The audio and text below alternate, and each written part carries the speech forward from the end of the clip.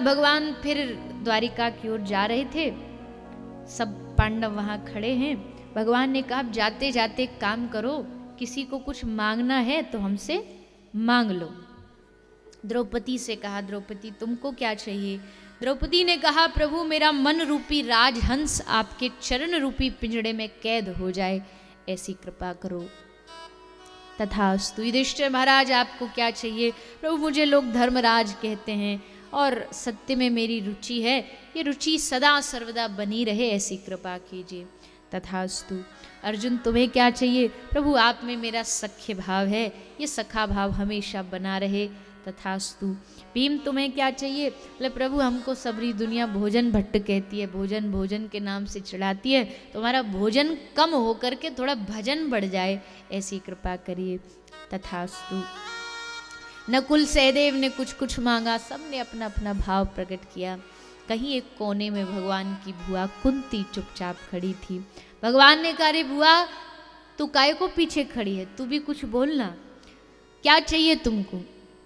बुआ कुंती ने कहा कि हे कृष्ण, मेरे मन में कोई इच्छा ही नहीं है, मैं क्या मांगू तुमसे?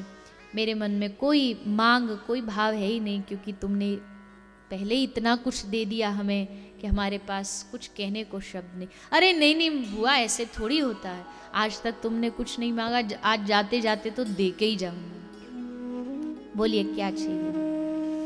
बुआ ने लाख मना किया, पर ठाकुर जी ने जब बार बार कहा कि बुआ मांगो, तो बुआ कुंती ने हाथ जोड़ करके अपनी झोली को आगे फैलाया और आंखों से आंसू बहाती हुई कहती है, प्रभु सचमुच देना चाहते हो तो एक काम करो, विपदः सन्तु न शश्वत् तत्र तत्र जगद्गुरु भवतो अदर्शनम यश अपुनर्भव दर्शनम। अरे कृष्ण सचमुच अगर तुम्हारी देने की इच्छा है तो इस बुआ की झोली को तुम विपत्तियों से भर दो, दुखों से भर दो, मुझे और कुछ नहीं चाहिए, बस दुख ही दुख चाहिए। भगवान बोले, अरे बुआ बावरी हो गई हो, क्या मांग रही हो? दिमाग लगाओ, सोचो, ये भी कोई मांगने वाली चीज है? कौन मांगता है दुख? बुआ बोलती, मैं मांग रही हूं ना। ऐसा क्या है दुख में जो दुख मांग रही हो? भगवान समझ का फर्क है, समझ का भेद है। सुख में कभी कभी ये बुद्धि बोरा जाती है, इसको समझ नहीं आता, सुख में पागल हो जाती, बावरी हो जाती है, चारों ओर आहा सुख सुविधा देख करके भगवान को भूल जाती है। तुम्हारी याद निरंतर बनी रहे,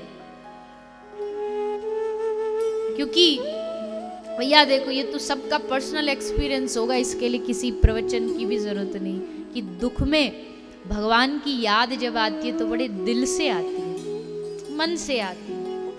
नाम जब निकलता है तो एकदम मन से निकलता है।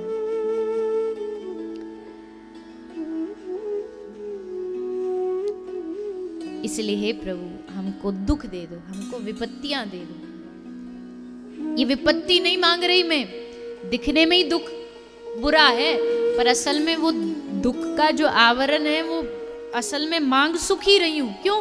क्योंकि आपकी याद ही सबसे बड़ा सुख है। दुख में अगर आपका स्मरण हो जाए, देखो समझ का फेर है, कोई कांटों के बीच में गुलाब को देखता है तो कोई गुलाब के चारों ओर कांटे ये देखता है।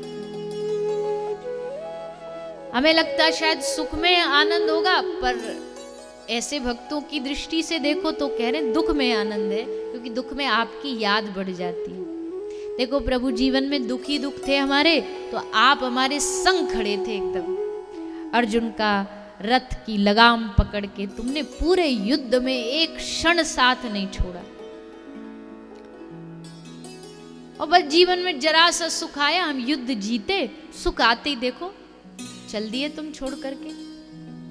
ऐसे सुख को लेके मैं क्या करूं? ऐसा सुख मुझे नहीं चाहिए जो तुमसे दूर करे।